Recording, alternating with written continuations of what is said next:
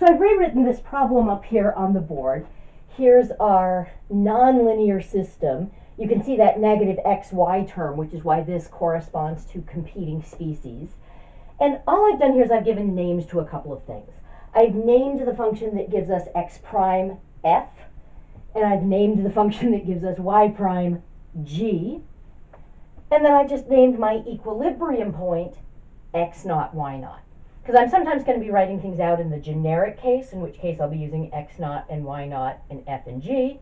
And then sometimes we'll be doing it in the specific case for this example. Okay, so the basic idea is this is not linear, but when we do have a linear system, we're able to do a lot of really nice work in classifying how our equilibrium point behaves. Some equilibrium points are sinks that sort of draw everything to them. Some are sources, and these remind us of people we don't like. And some are spiral sinks or spiral sources, so that gets kind of crazy and fun. Some are saddles. Okay? And we'd like to be able to use that, but this isn't linear. So what do we do so often in math? When things aren't the way we like, we go into denial. We say, it's not linear, but I bet you I could find something that's linear and kind of close to it. I could find a linear approximation. Now, you're familiar with that idea because you've been doing that since first semester calculus. One of the major themes in first semester calculus is, here's a function, there's a point, find me the tangent line. And what's the tangent line? But just a linear approximation of the curve at and near that point of tangency. So what I want to do is just review how we find the linear approximation when we have a function of one variable, so that we can generalize that to finding a linear approximation for functions of two variables. Those of you who've had 3C are already familiar with linear approximations for functions of two variables, so this will be a nice review. If you haven't had 3C, this will be just expanding on a notion from 3A. So, if this was f of x, and this was my point x naught, okay, then that point would actually be x naught, f of x naught would be the y value of that point. And I know that the slope of this line would just be the derivative, which would be f prime at x naught. And to find the equation of the tangent line, I usually just think of it as rise is equal to slope times run. If I were describing an arbitrary point xy on this line, the rise would be the difference in y values, so that's y minus f of x naught. The slope we said was f prime at x naught, and the run is just x minus x naught. I can add that over, so I get y is equal to f of x naught plus f prime at x naught times x minus x naught. Now, this gives me a really nice template for linear approximations. This is saying the y value, now not on the curve, but the y value on the line is just the y value at the point of tangency, which is sort of my reference point for this problem, plus some change in y.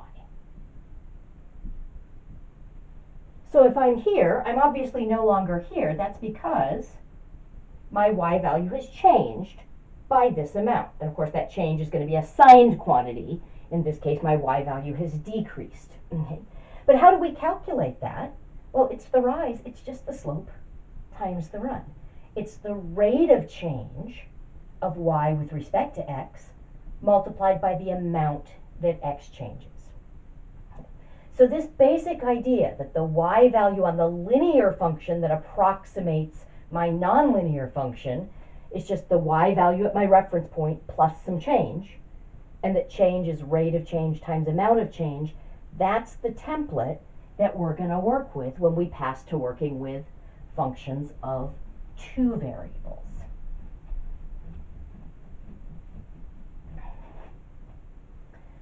So, I've got x prime is given by f of xy.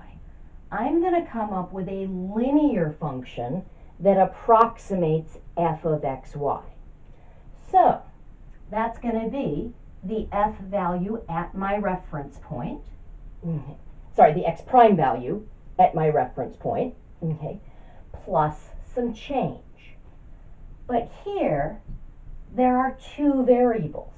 So there are two things that affect the value of x prime. If I change the x value, that's going to change the value of x prime.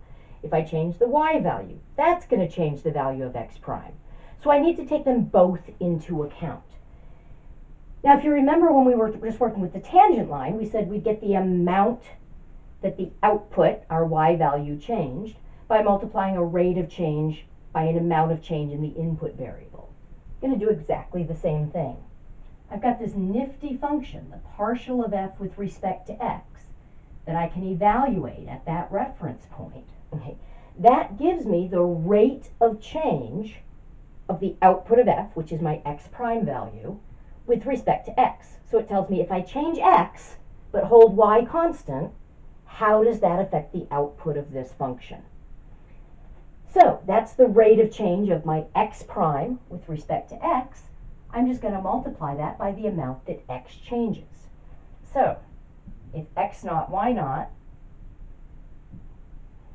suppose since I'm going to be working with negative 1/2 5, I could put it over in the right quadrant. If x naught, y naught is there and I'm over here, I'm just measuring how far away did I move horizontally.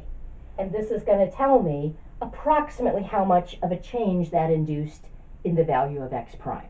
Now I need to do the same thing with y, so I'll take the partial of f with respect to y, evaluated at that reference point, and multiplied by y minus y naught.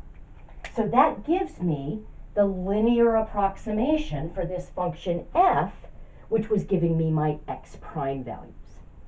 Now we can do the same thing for g. I think before we do that though, I'm going to actually calculate it for these very specific examples. Okay. So I can say x prime is approximately f of x naught, y naught. So now I'm working with the specific point. That's just 0. Because remember, this was an equilibrium point. So when I plug it in to f and to g, I get 0 and 0, because those are my x prime and y prime values. Okay.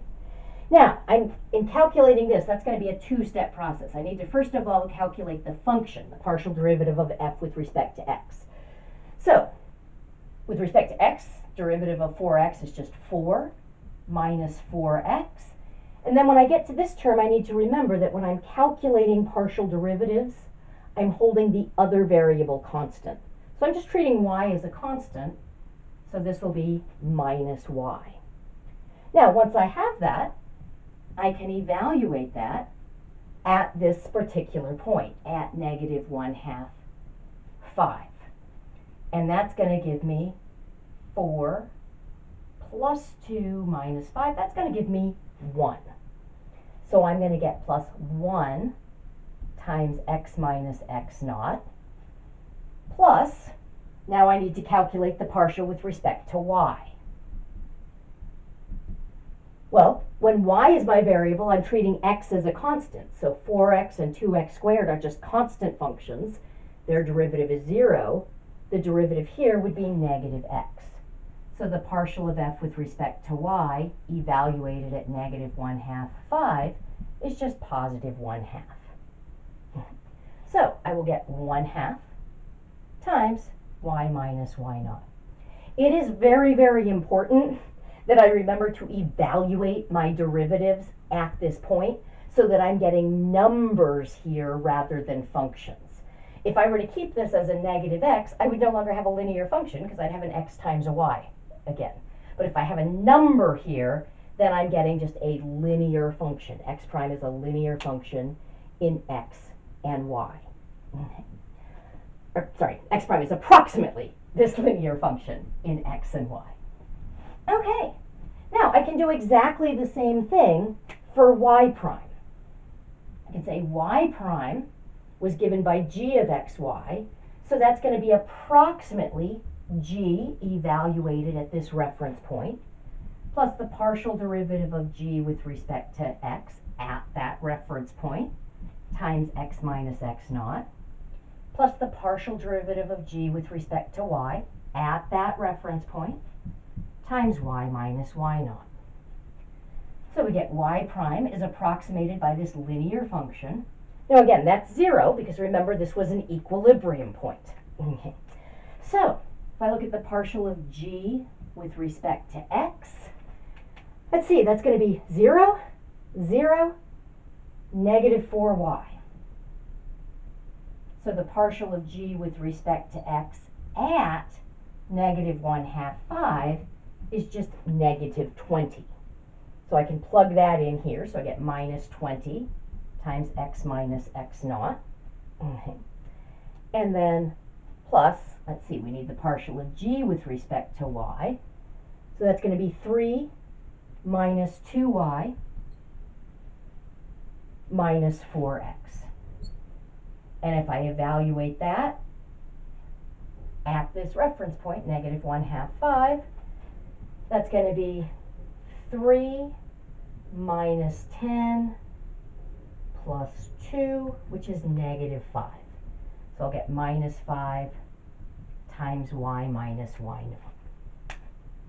Okay, so we have successfully come up with these linear functions that approximate x prime and y prime, that approximate f and g, which are the functions giving me x prime and y prime. Want to see how that's going to help us to sort of classify this equilibrium point. I'm going to stop this video because we've been going for a while, and we'll pick up with that in the next one.